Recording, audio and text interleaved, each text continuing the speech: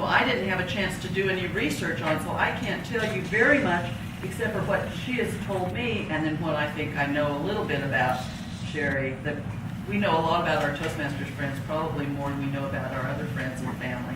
But CheriRae joined Toastmasters last spring. She's a baby boomer, a child of the 60s. I know that she has ridden a motorcycle in the past. So she and I are kindred spirits. We're motorcycle mamas. She just got back from New York. She goes by herself. I love that. That is so exciting. We're definitely kindred spirits. She loves to travel. And so today she is going to take us back to move us forward. Please welcome CheriRae.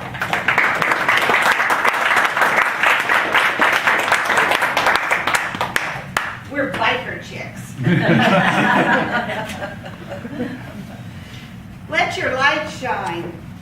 I have a dream that one day this nation will rise up and live out of the true meaning of its creed. We hold these truths to be self-evident, that all men are created equal. I'm sure most of you know that came from Martin Luther King Jr.'s speech, I Have a Dream. We celebrated this Sunday the 48th anniversary of that speech. Madam Toastmaster, fellow Toastmasters, and honored guests. A few weeks ago, I saw the movie The Help with a friend. I had read the book and was as pleased with the movie as I was with the book. During the movie, my friend whispered to me and said, "This couldn't have taken place in the 60s. It wasn't that bad then." I whispered back, "Yes, it was." In 1961, I made the transition from a small parochial school to a large junior high school. My best friend Kathy and I tried to navigate these waters together. We were in the 9th grade, and that school was 7th, 8th, and 9th grade. So we were newcomers to kids that were already together. That was the year that West Side Story was playing in the movies, and that was the year that the Freedom Riders were riding south in the bus. Kathy and I didn't have time to think about Freedom Riders or about gang fights in New York City between Puerto Ricans and whites. We were trying to figure out how to be in a public school. We were trying to figure out how to open our lockers with the combination lock, how to find our classes, how to just be there. Anita was our locker mate next to us, and she had been there for 2 previous years. She became our friend. She helped us figure out how to open those lockers. She helped us figure out where our classes were, and we had lunch together. Halfway into the school year, Anita announced that she was moving with her family to California. We only had 2 more weeks together. Kathy and I quickly planned a strawberry shortcake party on a Saturday afternoon with our girlfriends to say goodbye to Anita. I didn't get to go. My mother would not let me go. Anita was black. That was probably one of the first episodes of the end to my innocence.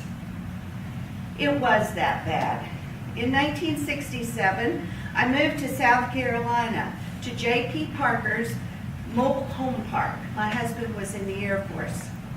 Mrs. J.P. Parker was trying to explain to me the signs in town that said colored and white for bathrooms and water fountains. I didn't understand this. I continued to wonder with her, and Mrs. J.P. Parker said to me, "Honey, I love them people. I love them people. They have suckled my children, but they will not sit in my living room." I didn't understand this. In 1968, my first child was born. He was born in an Air Force hospital in South Carolina. 2 days later, Martin Luther King was assassinated. When the news hit the ward of that hospital, and we were in a big ward, there were probably 20 women in the ward. We didn't have private or semi-private rooms. All of the staff applauded and cheered. I didn't understand. In 1970, my daughter Tara was born, also in South Carolina. We had a brand new hospital. It was beautiful. We had semi-private rooms. I was put in the room with a black lady. She had her first child, Robert. They had waited 15 years for Robert. 15 years they tried for this baby. He was special. We had to walk to the nursery to pick up our children when it was time to eat. She was the last mother always to get her baby. We were the first mothers there because the nursery was right across the hall from us. It was that bad. A few weeks after I got home, I called Barbara and said, bring Robert over. Let's compare babies and see how we're doing. Let's have coffee in the morning. And we did. And we had such a good visit. That afternoon, Mrs. J.P. Parker was knocking on my door. She wanted to let me know that she hoped that a visit like that never occurred again. It was that bad. By a divine paradox, wherever there is one slave, there are two. We can never reach the higher levels until all of our fellows ascend with us. That's a quote from Edwin Markham.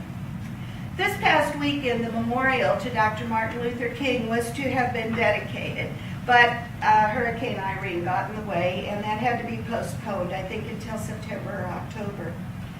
In 1964, the Civil Rights Act was passed. The memorial is located, its address is 1964 Independence Avenue. It's located between the Jefferson and the Lincoln memorials. The centerpiece of the memorial is a mountain of despair. Dr. Martin Luther King talked about a mountain of despair to get to the mountain of hope.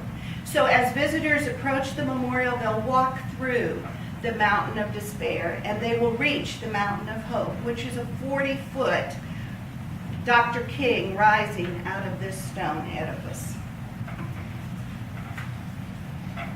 There's also a wall that contains 450 inscriptions. These are excerpts from speeches that Dr. Martin Luther King delivered during his lifetime. As you walk toward the memorial, there's 24 niches in the ground. These represent the contributions of giving one's life in one way or another for freedom. The monument is surrounded by cherry blossom trees, and every year those cherry blossoms will bloom on the anniversary of Dr. Martin Luther King's death.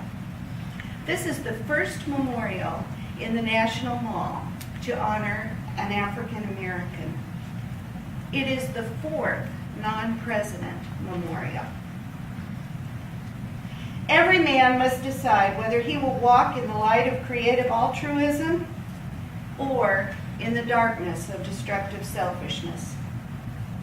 Dr. Martin Luther King did great things, but we're not done. We must continue our quest for liberty and justice for all. We must let our light shine. When those Freedom Riders rode that bus down south, they sang songs. And one of the songs they sang is one that I think most of you know, Let Your Little Light Shine. So let our little light shine as we go on. Thank you.